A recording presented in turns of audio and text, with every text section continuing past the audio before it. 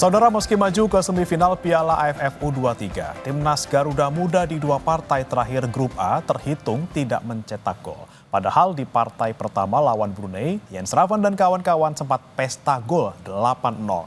Apakah ini karena pertahanan Filipina dan Malaysia yang begitu kokoh atau lini depan timnas U23 yang perlu dibenahi? Bagaimana sebaiknya pelatih Gerald Vandenberg menambah daya gedor Garuda Muda? Kita akan ulas bersama analis sepak bola M. Kusnaini pada pagi hari ini. Selamat pagi, Bungkus. Selamat pagi, Mas. Ya, Bungkus, Anda lihat pertandingan kemarin bagaimana nih? Sepertinya keras banget antara Indonesia dan juga Malaysia. Kita panen kartu kuning, Malaysia juga panen kartu kuning gitu ya. Tapi golnya seret gitu ya, 0-0. Ini ada apa sebenarnya, Bungkus? Anda melihat apa yang perlu dievaluasi dari timnas U23 kita? Iya, yang harus menjadi catatan bagi pelatih saya pikir adalah soal mental bertanding ya. Kita melihat bahwa secara permainan sebetulnya tim Indonesia U23 itu cukup baik ya. Kualitas pemainnya juga cukup baik, bahkan mungkin termasuk yang terbaik di event kali ini. Tapi mental bertanding mungkin belum cukup terasah sehingga kemarin itu secara keseluruhan permainan timnas Indonesia U23 ini kurang berkembang ya. Mereka kurang percaya diri untuk menguasai bola, kurang percaya diri untuk mengembangkan permainan, kurang percaya diri untuk masuk ke area pertahanan lawan sehingga akhirnya bermain sangat sangat hati-hati dan itu membuat pola permainan tidak seperti yang diinginkan oleh penonton maupun oleh pelatih mungkin. Jadi mungkin ini yang menjadi catatan bagi jajaran pelatih bagaimana di pertandingan berikutnya nanti menghadapi mungkin Thailand di semifinal, kita harus lebih percaya diri, harus lebih mampu mengembangkan permainan dan tidak terlalu tertekan oleh dukungan penonton maupun oleh lawan yang kita hadapi. Kemarin ada kesan saya lihat mereka ini agak sedikit tertekan karena Malaysia bermain berani ya di hadapan pendukung Indonesia yang luar biasa. Malaysia justru bermain berani ya, mereka meladeni. Meskipun memang Malaysia juga hati-hati, tapi itu membuat permainan timnas U23 jadi kurang berkembang. Bahkan di lapangan tengah bisa dibilang kita kemarin kalah dibanding Malaysia. Tapi kalau Anda lihatnya seperti apa, Bungkus? Kalau dari pertahanan Malaysia sendiri, apakah memang mereka yang kemudian sangat bisa menjaga gawangnya? Apakah kita yang tadi Anda bilang bahwa kita kurang percaya diri dalam eksekusi? Ya, ada perbedaan antara pertandingan lawan Malaysia dengan lawan Filipina ya. Jadi kalau lawan Filipina itu kualitas lawan sebetulnya nggak terlalu bagus, tapi mereka bermain ngotot, fighting spiritnya luar biasa. Tapi ketika melawan Malaysia, Malaysia tuh betul-betul bermain dengan organisasi gitu loh. Mereka bermain dengan system of play yang baik, yang melibatkan semua pemain. Mereka tahu bahwa Indonesia kuat di lapangan tengah, mereka tutup lapangan tengah, mereka kunci, dan itu yang membuat Indonesia kemudian menjadi tidak berkembang. Peluang-peluang praktis hanya 1-2 dan itu pun mungkin hanya satu yang betul-betul berbahaya ketika Jens Ravan berhasil memanfaatkan peluang di dalam kotak penalti. Selebihnya pemain kita tidak bisa keluar dari lapangan tengah. Begitu dapat bola di lapangan tengah, bola balik lagi sehingga akhirnya terpaksa main dengan serangan dari dua sisi sayap.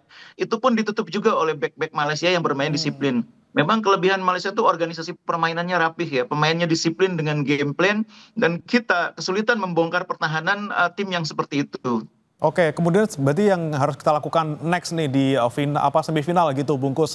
Strategi apa yang harusnya kita ambil untuk membobol dalam tanda kutip mungkin lawan yang punya organisasi yang bagus? Iya, jadi Malaysia itu dengan Thailand kurang lebih sama ya. Mereka punya sistem permainan yang baik ya. Struktur permainannya itu tertata dengan rapi gitu ya. Bedanya mungkin Thailand itu agak lebih skillful dibanding Malaysia pemain-pemainnya. Bahkan beberapa pemainnya lebih cepat, lebih tajam di depan. Nah, ini yang harus kita waspadai. Lawan kalau bisa mengunci Indonesia di lapangan tengah itu terbukti membuat kita kesulitan. Bahkan pemain-pemain yang di Liga 1 cukup menonjol seperti Victor Detan, Rahmat Arjuna.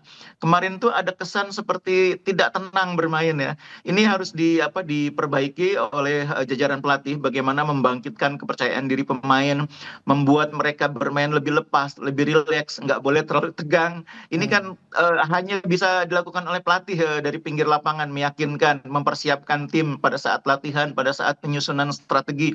Itu hanya bisa dilakukan oleh pelatih. Nah, mudah-mudahan dengan pelajaran dari dua pertandingan lawan Filipina dan terutama kemarin lawan Malaysia, ini nanti bisa diatasi waktu waktu lawan misalnya Thailand di semifinal. Oke, Bung. Tapi kalau kita perhatikan lagi kan, kalau kita lihat Garuda Muda juga belum kebobolan sama sekali nih di turnamen ini. Apakah Iya. memang ini tandanya pertahanan kita tuh kuat ya dari Kadek Arel dan juga kawan-kawan, atau karena memang belum ketemu aja lawan yang lini serangnya tajam gitu, misalnya Thailand? Iya, kalau kita hitung secara keseluruhan di 3 pertandingan yang sudah dilewati, itu lini kita yang paling konsisten, yang paling perform memang lini belakang ya. Entah itu formasinya di pertandingan pertama waktu melawan Brunei, pertandingan kedua dan ketiga, yang memang selalu ada perubahan ya. Pertandingan kedua ke pertandingan 3 kemarin kan ada perubahan di posisi kiper ya. Kemarin Ardiansa tidak main, dimainkan Cahaya. Tapi 4 yang di depannya sama. Tapi dibanding dengan laga pertama itu perubahannya cukup banyak. Meskipun berbeda-beda susunan pemainnya di lini pertahanan termasuk kiper, tapi perform mereka semua. Ini saya pikir salah satu yang membuat kita bisa survive dari tekanan Malaysia kemarin, termasuk dari tekanan Filipina, karena kita punya lini pertahanan yang solid. Jadi kita punya modal yang bagus di lini pertahanan. Tinggal bagaimana membuat lini tengah ini lebih percaya diri. Kemarin ketidakhadiran Arhan memang terasa membuat kita tidak percaya diri untuk menguasai bola, mengolah bola. Pemain lain yang menggantikan peran dia, entah itu Hanan atau Tony, kurang tenang ya, kurang percaya diri. Itu yang membedakan pertandingan kedua dan ketiga waktu lawan Filipina dan Malaysia. Oke, terakhir Bungkus, kalau Anda nanti lihat ketika nanti semifinal, kemungkinan besar mungkin kita akan ketemu sama Thailand gitu ya. Seberapa besar peluang timnas kita untuk bisa menembus final atau bahkan mungkin kita bisa juara kedua kalinya? Materi pemain kita lebih bagus dibanding Thailand sekalipun. Jadi kalau lepas dari ketegangan, lapangan tengahnya bisa bermain sebaik ketika menghadapi Brunei, meskipun itu agak sulit ya. Pokoknya lepas dulu lah. Ketika dikunci itu jangan panik, ketika dikunci itu jangan monoton mainnya. Saya sih masih percaya bahwa Indonesia masih bisa mengalahkan Thailand ya. Karena di depan kita cuma pemain-pemain bagus. Ada Detan di kanan, ada Arjuna di kiri, ada Raven. Itu pemain-pemain bagus. Tapi kemarin itu mereka kesulitan karena dari tengahnya kurang bisa mensupport. Nah, mudah-mudahan di pertandingan ketiga nanti Arhan juga sudah bisa pulih, bisa main lagi sehingga dinamonya itu dapat di lapangan tengah. Kemarin seperti tidak ada dinamonya lapangan tengah itu.